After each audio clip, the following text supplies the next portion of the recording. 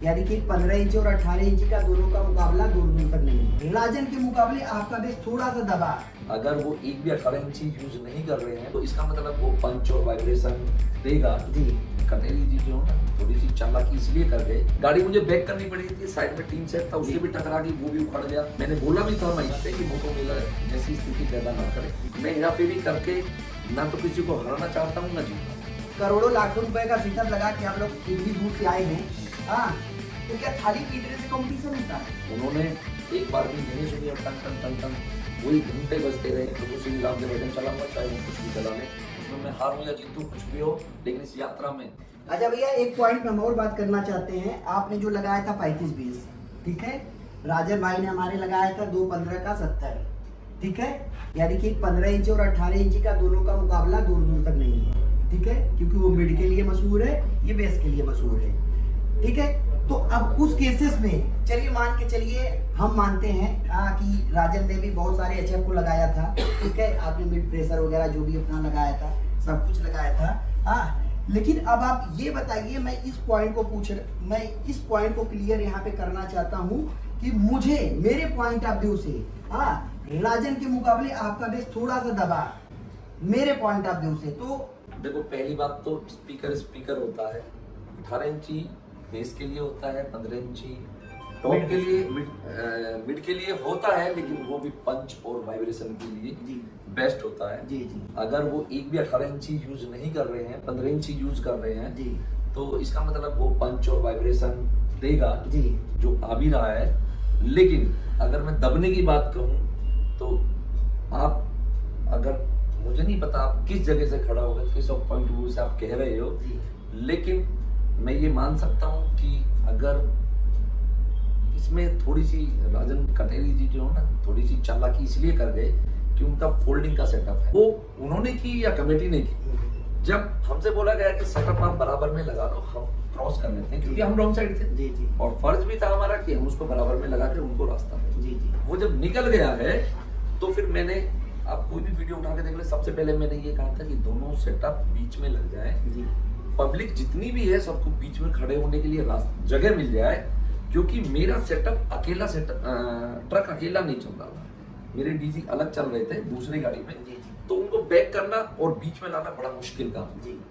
सबसे बड़ा चैलेंज मेरे पास ये था, गाड़ी मुझे बैक करनी पड़ी थी, साइड में टीन सेट था उससे भी टकरा गई, वो भी उखड़ गया। मुझे कितनी मशक्कत करनी पड़ी उस सेटअप को बीच में लाने के लिए, जिसकी वजह से सेटअप मेरा बहुत पीछे आ गया।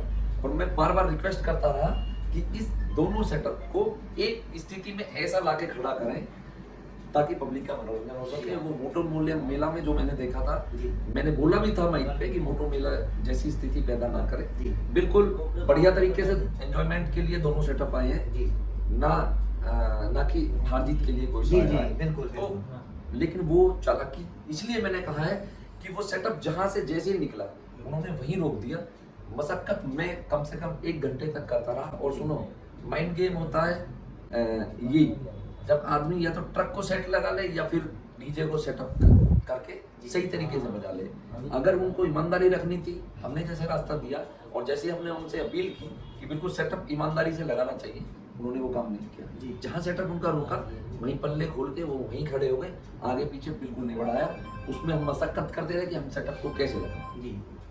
तो ये ऐसा नहीं होना चाहिए। अगर दोनों सेटअप एंजॉयमेंट के लिए आए तो दोनों को बराबरी का मौका मिलना चाहिए। जजमेंट रही आज की बात, 1 दिन का बेला हुआ है, आज भी फिर से अगर उनसे मौका मिला करने का, इस बात का हम इस बार ध्यान रखेंगे, बिल्कुल सही तरीके से अपना सेटअप लगाएंगे। कोई निकले या ना निकले, हम भी वही स्कीम अपना लेंगे। अगर ऐसा है, मैं हेराफेरी बिल्कुल नहीं करता हूँ। साउंड म्यूजिक जो है ये एंजॉयमेंट के लिए है और मैं चाहता हूँ सबका एंजॉयमेंट हो।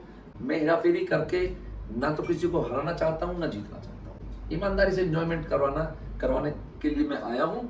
तो लेकिन इस तरीके से अगर किया जाता है तो नेक्स्ट डे जो भी अब आज प्रोग्राम होगा उसके लिए मैं भी प्रिपेयर रहूंगा कि मैं भी इस तरीके से हेरा फेरी करके काम करूं, तो लोग मुझ पर भी कल से उंगली उठाना शुरू कर देंगे।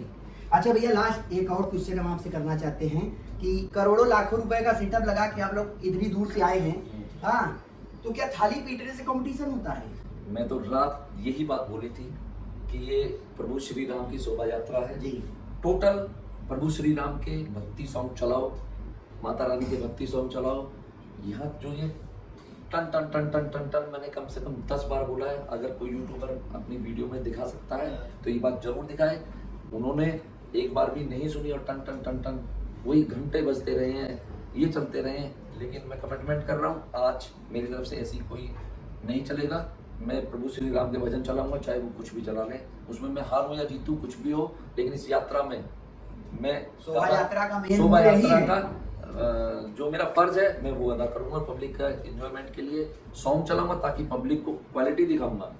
इन लोगों का क्या है, देखो 500-600 अगर आप HF लगा दोगे तो उसमें जब आप घंटा बजाओगे, तो मैं रात भी बोला है मेरे भाई ने, बैंड और डीजे में फर्क होता है। वो भोपू लगाने वो मंदिर पे लगते हैं ना, वो वाले भी साथ में टाक के लिए आए तो फिर वो घंटा बजाते रहे। ऐसा नहीं है, क्वालिटी दिखानी है, पब्लिक का एंजॉयमेंट करना है।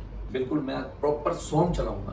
लेकिन क्या करेंगे अगर सामने वाला आपको इस तरीके से कम्पीट कर रहा है इन सब तरीकों से, तो आपको भी तो उसी माहौल में ढलना पड़ेगा। थोड़ा बहुत 19-20 जो होगा वो कमेटी को पहले बता के चलूंगा, लेकिन मैं प्रयास करूंगा कि मैं पब्लिक का एंजॉयमेंट सॉन्ग से करूं, भक्ति सॉन्ग से करूं। जी तो दोस्तों देखा आपने, बहुत ही बेबाकी से हमारे मिस्टर उमेश खजाना भैया जी जवाब दे रहे थे हमारी बातों का। आई होप कि आप लोगों को ये सारी बातें अच्छी तरीके से पता चल गई होगी। आगे अगर कुछ भी अपडेट होगा तो हम फिर से आएंगे भैया के पास, फिर से कुछ नई जानकारियां लेके आप लोगों के पास देंगे। तो फिर हमारे चैनल पे आप बने रहिएगा, आपको लेटेस्ट अपडेट टू अपडेट आपको मिलता रहेगा डाल्टनगंज रोड शो की। तो भैया नमस्कार, जय श्री जय श्री राम।